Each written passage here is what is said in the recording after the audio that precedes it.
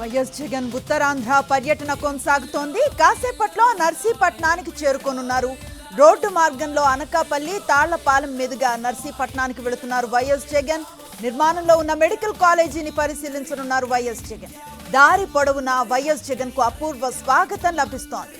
భారీగా ప్రజలు అభిమానులు అక్కడికి తరలి వచ్చారు.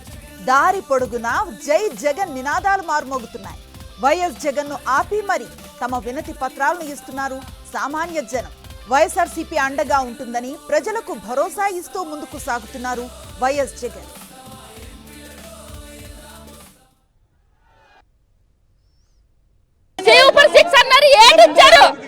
ఏది ఇవ్వలేదు.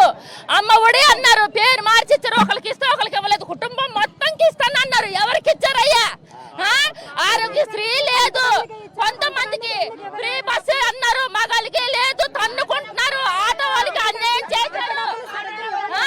ఆటో వాళ్ళకి అన్యాయం చేశారు. రైతులు రోడ్డు మీద పడ్డారు. ఏమి చేశారు ఈ కూటమి ప్రభుత్వం? 15,000 నీకు 15,000, నీకు 15,000, నీకు 15,000 అన్నారు. ఏడు చేశారయ్యా? జనాలందరూ మోసపోయారు.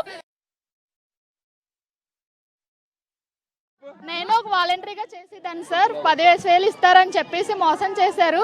ఇప్పుడు వాలంటీర్లు అందరూ కలిపి రోడ్డు మీద పడ్డారు. చేసుకున్న వాళ్ళు ఎలాగో చేసుకుంటున్నారు, కానీ మాకు మాత్రం రోడ్ల మీద పడిస్తారు సార్ అనవసరంగా. అటు ఇవ్వక ఇటు ఏమీ చేయక నాలుగు పార్టీ వాళ్ళు కూడా ఉంచుకుంటానే అందరినీ తీసి పడిస్తారు సార్. ఆ 10,000 కూడా మోసం వేశారు మాకు. ఇప్పుడు ఎవరు సార్ ఇస్తారు? అన్ని మోస హామీలే, ఏమి ఇవ్వట్లేదు.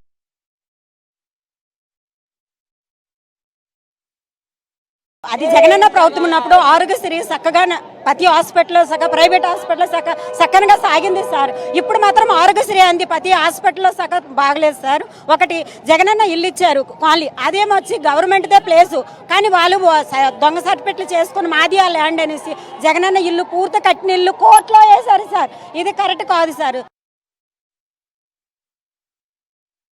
వికలాంగుల పెన్షన్ అన్న జగనన్న ప్రతి నెల 1వ తారీఖుని ఇచ్చి ఇంటికి వచ్చి లేపిన వాలంటీర్ తల్లికి వందనాలు.